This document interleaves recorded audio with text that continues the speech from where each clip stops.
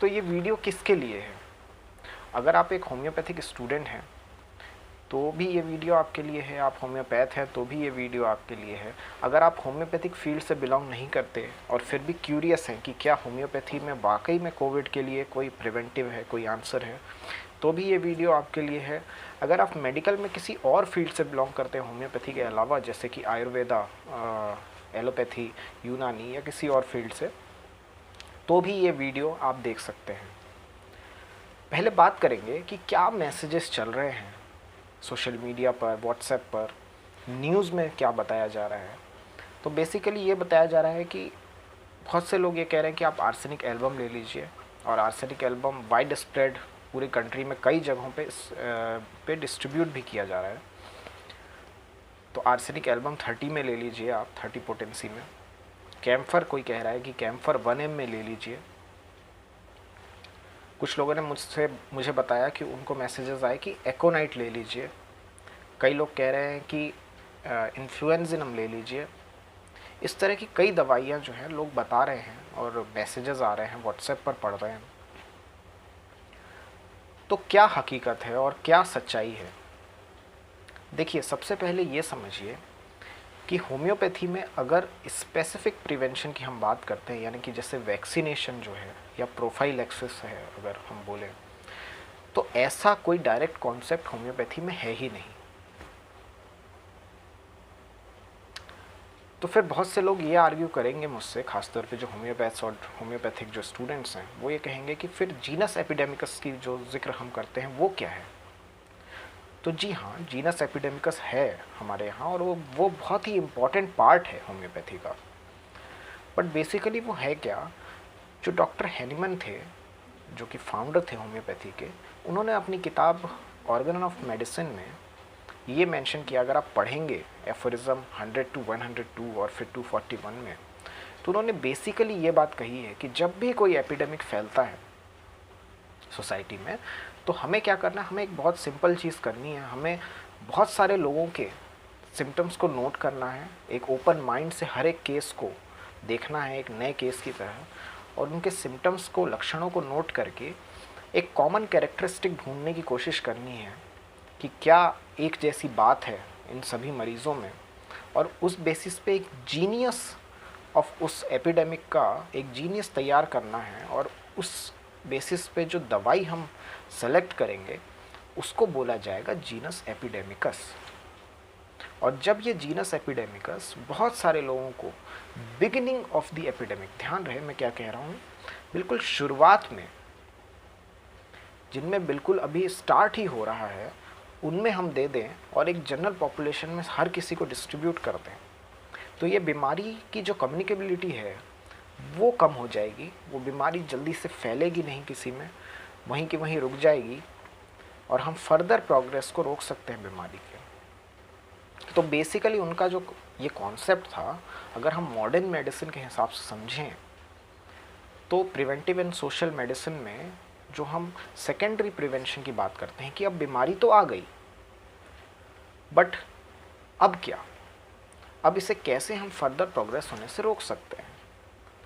तो उनका जो जीनस एपिडेमिकस का कॉन्सेप्ट है वो बेसिकली सेकेंडरी प्रिवेंशन के बारे में बात करता है। और जब हम एक वाइड स्प्रेड पॉपुलेशन में इस तरह से मेडिसिन देंगे, तो हम डेफिनेटली उस कम्युनिकेबिलिटी को रोक सकते हैं।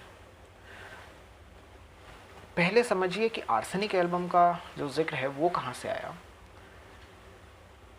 जब मार्च के महीने में जब हम जानने लगे थे इंडिया में कोविड के बारे में, तो central council of research in homeopathy ने एक पेपर पब्लिश किया, जिसमें उन्होंने लैंसेट जर्नल, जो कि एक बहुत फेमस जर्नल है, मेडिकल जर्नल, उसमें वुहान के जो सिम्टम्स थे, वुहान के जो पेशेंट्स थे, उनके जो लक्षण थे, उनको आधार मानते हुए उन्होंने डिस्कशन किया आपस में मिनिस्ट्री ऑफ आयुष के साथ में, और ये निष्कर्ष निकाला कि आर्सेनिक एल्बम के जैसे काफ़ी कुछ लक्षण हैं, तो आर्सेनिक एल्बम है एज अ जीनस एपिडेमिकस हम बांट सकते हैं सोसाइटी में, हम दे सकते हैं। तो मिनिस्ट्री ऑफ आयुष ने ये सर्कुलर जारी किया कि हम आर्सेनिक एल्बम 30 पोटेंसी में हम लोगों को दें तो हम इस बीमारी का फर्दर प्रोग्रेस रोक सकते हैं। एज अ प्रिवेंटिव ये मेडिसिन काम करेगी। इसके बाद कैम्फर का जिक्र ऐसे है कि ईरान के एक डॉक्टर हैं, वहाँ पर उन्होंने जो केसेस देखे वो केसेस उन्होंने अपने साझा किए। इंडिया के एक बहुत फेमस और बहुत महान होम्योपैथिक डॉक्टर हैं, डॉक्टर राजन संकरन जी, उनके साथ शेयर किए और उन लोगों ने आपस में परामर्श किया और उन्होंने उस केसेस का अध्ययन किया और इस नतीजे पर पहुँचे कि जो ईरान में केसेस देखे गए थे वो बहुत ही ज़्यादा कोलैप्स वाले थे, जिसमें पेशेंट का सडन कोलैप्स हो रहा था, वो बिल्कुल ठंडे पसीने में था। और इस तरह के कोलैप्स की स्थिति की जो दवाई उनको लगी वो लगी कैम्फर। तो कैम्फर उन्होंने एडवाइस किया कि वहाँ के मरीज़ों को देखा जाए। तो कई सारे मरीज़ों में जब कैम्फर 1M में दिया गया तो बहुत अच्छी रिकवरी देखने को मिली, बहुत जल्दी वो पेशेंट रिकवर हो गए और जो कोलैप्स की स्थिति थी उससे भी बाहर आ गए। तो एक पॉजिटिव रेस्पॉन्स देखने को मिला। तो उन्होंने ये कहा कि इससे हम और भी महाराष्ट्र के हिस्सों में हम इस कैम्फर 1M को दे सकते हैं, एक जनरल पॉपुलेशन में बांट सकते हैं, जिससे कि ये जो बीमारी है, कोविड है, इसे हम रोक पाएंगे। तो जब उन्होंने दिया बहुत सारे पुलिसमैन को, कई सारे एम्प्लॉयज़ को कंपनीज़ में, तो ऐसा देखा गया कि उनमें कोविड इन्फेक्शन नहीं हुए, या हुए भी तो बहुत ही माइल्ड स्टेट के हुए और जल्दी से ठीक हो गए। तो कैम्फर का कॉन्सेप्ट यहाँ से आया। इसके अलावा बहुत से लोग और भी दवाइयाँ बता रहे हैं। तो क्या ये क्लेम्स जो किए जा रहे हैं, क्या ये क्लेम्स गलत हैं? नहीं, ये क्लेम्स सारे सही हैं, हर कोई अपनी जगह पर सही है। देखिए, एक चीज़ हमें समझना होगा होम्योपैथी में, वो है कॉन्सेप्ट ऑफ ससेप्टिबिलिटी। ससेप्टिबिलिटी को बहुत ईजिली ऐसे समझ सकते हैं। फॉर एग्ज़ाम्पल, ये एक ताला है, ये उसकी चाबी है, और जब चाबी उसमें फिट बैठेगी तो ताला खुल जाएगा। तो ये जो ताला है, ये समझिए कि आपका शरीर है, और ये जो चाबी है वो होम्योपैथिक मेडिसिन है। जब वो उसमें फिट बैठेगी तो मरीज़ ठीक होगा। बट अगर आप ससेप्टिबल नहीं हैं उस पर्टिकुलर मेडिसिन के लिए, आर्सेनिक के लिए, कैम्फर के लिए, और आप फिर उसके बाद कितना भी आप प्रयास करते रहें, वो जो चाबी है उसमें फिट नहीं होगी, तो आप कितना भी आर्सेनिक ले लीजिए, कैम्फर ले लीजिए, अगर आपके अंदर उस बीमारी के लक्षण ही नहीं है, उस बीमारी के प्रति, उस मेडिसिन के प्रति ससेप्टिबल नहीं है आप, तो कोई फ़ायदा नहीं है इसको लेने का। बट फिर हम क्यों डिस्ट्रीब्यूट कर रहे हैं हर किसी को? उसके पीछे एक सिंपल रीज़न ये है कि अगर हम वाइड स्प्रेड इसका डिस्ट्रीब्यूशन करेंगे तो पहली चीज़, इसका कोई हार्मफुल साइड इफ़ेक्ट नहीं है, और दूसरा, वैसे मरीज़ जिनमें बीमारी बिल्कुल शुरुआती स्टेज में है, या जिसमें अभी इंक्यूबेशन पीरियड में है वो, और अभी सिम्टम्स भी नहीं दिख रहे लेकिन बीमारी तो है अंदर, वो लोग भी सही हो जाएंगे बिल्कुल बिगिनिंग स्टेज में, और वो बीमारी आगे फर्दर प्रोग्रेस नहीं होगी सोसाइटी में। तो इसलिए एक जनरल डिस्ट्रीब्यूशन हम कर रहे हैं दवाइयों का, जो कि बिल्कुल सही स्टेप है। बट इससे एक और भी चीज़ निकल के आ रही है, वो ये है कि बहुत सारे लोग अलग अलग सलाह दे रहे हैं। देखिए, ऑर्गेनन ऑफ मेडिसिन में डॉक्टर हैनीमैन जी ने एक क्लियर इंस्ट्रक्शन दिया है। अगर आप एफोरिज्म्स को पढ़ेंगे जो मैंने मेंशन किए 100 to 102 पे, तो उन्होंने बोला है कि एपिडेमिक में सारे केसेस को हमें ध्यान से देखना होगा, और जीनस एपिडेमिकस तक पहुंचने के लिए कोई कंजेक्चर या कोई एजम्पशन नहीं चाहिए हमें, बल्कि एक ओपन माइंड से हर केस को प्रॉपरली स्टडी करिए, और एक साइंटिफिक तरीके से हम वहाँ पर उस दवाई तक पहुँचे, बहुत सारे केसेस को देखकर। तो जो डॉक्टर राजन संकरन जी का प्रयास है वो बहुत ही सराहनीय है। उसके अलावा आगरा के एक कॉलेज में अभी रिसर्च चल रही है जहाँ पर वो कोविड से अफेक्टेड पेशेंट्स का ट्रीटमेंट कर रहे हैं, और आई होप कि शायद वो बहुत जल्दी एक रेमेडी तक पहुँचेंगे या पहुँच गए होंगे। और इस तरह की प्रॉपर रिसर्च करने के बाद, प्रॉपर स्टडी करने के बाद केसेस के, अगर हम फिर उसके बाद बोल रहे हैं कि हाँ ये जीनस एपिडेमिकस है, तो ये बात सही है। बट इसके बजाय कई सारे लोग बहुत सारे सजेशंस ऐसे दे रहे हैं जो उन्होंने सिंपली कहीं पर पढ़ लिया आपने कहीं इंटरनेट पर पढ़ लिया सिम्टम्स कैसे हैं कोविड के, और उस बेसिस पर आप अपनी क्लिनिक पर बैठकर अपने घर से आप मैसेजेस दे रहे हैं और लोगों को सलाह दे रहे हैं, जो कि गलत है। आपने एक भी पेशेंट नहीं देखा है, मैंने अगर एक भी पेशेंट नहीं देखा, मैंने एक भी पेशेंट नहीं देखा है, तो मैं किसी को सलाह नहीं दे सकता जीनस एपिडेमिकस के बारे में। तो ये सलाह जो भी दे रहा है उसकी जांच करें। जब भी आपके पास कोई ऐसा मैसेज आता है तो ये आपका दायित्व है कि आप उस सोर्स की जांच करें। आप बात करें अपने नज़दीकी किसी भी होम्योपैथ से, होम्योपैथिक डॉक्टर से, और उस सोर्स को जांचें कि जहाँ से ये मैसेज आया है, जो भी ये बता रहा है, वो कितना ऑथेंटिक है।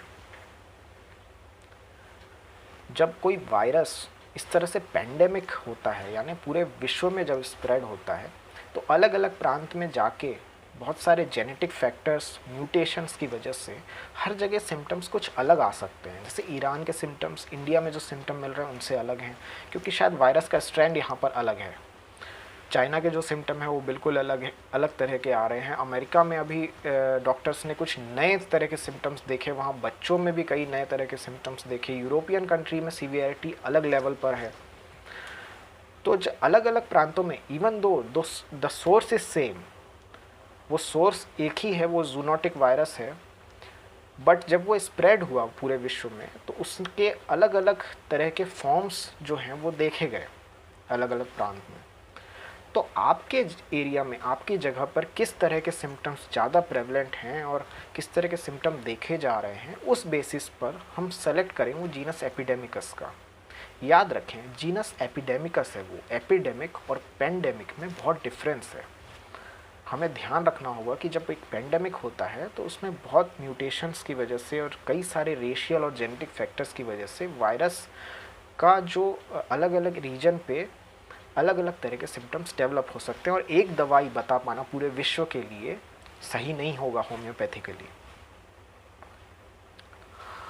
इसके अलावा कुछ और भी चीज़ों से आपको बचना चाहिए। कई सारे लोग ये सलाह दे रहे हैं कि आप 2 से 3 दवाइयाँ एक साथ ले लीजिए, आप ये भी ले लीजिए, ये भी ले लीजिए, ये भी ले लीजिए।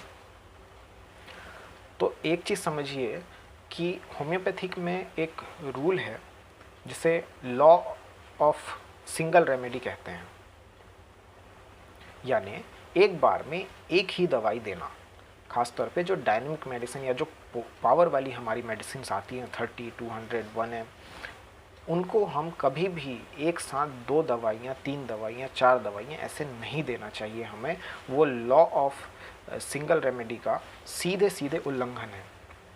कुछ केसेस में हम ऑर्गेनो स्पेसिफिक दवाइयाँ साथ में देते हैं, बट वो मदर टिंचर्स होती हैं ज़्यादातर, या बायो कॉम्बिनेशंस मेडिसिन्स होती हैं जिनका कॉन्सेप्ट कुछ अलग है। बट अगर कोई आपको सलाह दे रहा है कि आप 2-3 दवाइयाँ एक साथ खाइए, तो ये कॉन्सेप्ट बिल्कुल ही गलत है। कुछ लोग ये भी सलाह दे रहे हैं कि आप लिक्विड में लीजिए, आप 2 बूंद लीजिए, 3 बूंद लीजिए, 2 दिन तक, 3 दिन तक लगातार लीजिए, फिर लीजिए। तो आप चाहे बूंद में लें उसे, आप चाहे गोलियों में लें मेडिसिन को, आप चाहे पाउडर फॉर्म में लें, किसी भी फॉर्म में इफ़ेक्ट एक ही बराबर रहता है, इफ़ेक्ट कम नहीं होता। सिंपली ये होता है कि जब हम लिक्विड लेते हैं, चूँकि वो इथेनॉल या इथाइल अल्कोहल बेस्ड होते हैं, तो जीभ पर डालने पर एक बर्निंग सेंसेशन होता है हमें हल्का। तो हमें लगता है एक साइकोलॉजिकली कि हाँ, हमने कोई स्ट्रॉन्ग सी चीज़ खाई, कोई दवाई खाई है जो काम करेगी। और जब हम गोलियों में डाल के देते हैं तो लोगों को ऐसा लगता है कि अरे ये तो मीठी गोलियाँ हैं, पता नहीं कितना काम करेंगी नहीं करेंगी। बट ऐसा नहीं है, आप किसी भी फॉर्म में लीजिए उसको, उसका इफ़ेक्ट सेम होता है। अब लोगों की इस तरह से, जो डॉक्टर्स ने इस तरह से सलाह दिया कि आप गोलियों में, आप ड्रॉप्स में ही लें उसको, बूंदों में ही लें, लिक्विड में ही लें, उससे हुआ ये कि मार्केट में शॉर्टेज हो गई आर्सेनिक एल्बम की, कैम्फर की। दवाइयाँ आसानी से उपलब्ध नहीं हो रही हैं, जबकि अगर हम गोलियों में लेते तो वो दवाइयाँ लंबे समय तक चलती, अच्छे से हम उसको संभाल के रख सकते थे ईजिली, और बहुत कम लिक्विड से बहुत सारे लोगों में हम डिस्ट्रीब्यूट कर सकते थे दवा को ईजिली। तो इस चीज़ का भी ध्यान रखें आप। और एक और सलाह है कि जो लोग ऑलरेडी होम्योपैथी ले रहे हैं किसी बीमारी की वजह से, आपका अगर ऑलरेडी इलाज चल रहा है, आप ऑलरेडी होम्योपैथिक ट्रीटमेंट के अंतर्गत आप हैं, तो आपको अलग से कोई आर्सेनिक एल्बम कैम्फर लेने की आवश्यकता नहीं है, क्योंकि ऑलरेडी आपकी इम्यूनिटी बूस्ट अप हो रही है। क्योंकि स्पेसिफिक इम्यूनाइजेशन का या स्पेसिफिक प्रिवेंशन का कोई कॉन्सेप्ट नहीं है, तो आपकी इम्यूनिटी ऑलरेडी जो आप ट्रीटमेंट ले रहे हैं उससे बूस्ट अप है, तो आपको अलग से कोई लेने की ज़रूरत नहीं है मेडिसिन की। इसके अलावा एक चीज़ का और ध्यान रखें कि कैम्फर जो मेडिसिन है उसे हमारे होम्योपैथी में माना जाता है कि वो एक यूनिवर्सल एंटीडोट है। वो काफ़ी सारे मेडिसिन को, स्पेसिफिकली जो प्लांट सोर्सेज से बनती हैं, उन मेडिसिन को वो एंटीडोट यानी उनके असर को ख़त्म कर देता है। तो अगर आप ऑलरेडी किसी होम्योपैथिक ट्रीटमेंट को ले रहे हैं और अगर आपने बिना डॉक्टरी सलाह के कैम्फर खा लिया, तो मोस्ट प्रोबेबली उस डॉक्टर की जो मेहनत है आपके ऊपर, जो उन्होंने किया है, वो मेहनत बेकार हो जाएगी। तो हमेशा डॉक्टरी सलाह के बाद ही आप किसी भी तरह का ये प्रोफाइलैक्सिस या प्रिवेंटिव के तौर पे इन मेडिसिन को लें। तो आई होप इस वीडियो के ज़रिए मैं आप तक कुछ संदेश पहुंचा पाया हूँगा, और फ्यूचर में इस तरह की वीडियोस देखने के लिए मेरे चैनल को ज़रूर सब्सक्राइब करें। और तब तक के लिए धन्यवाद एंड टेक केयर।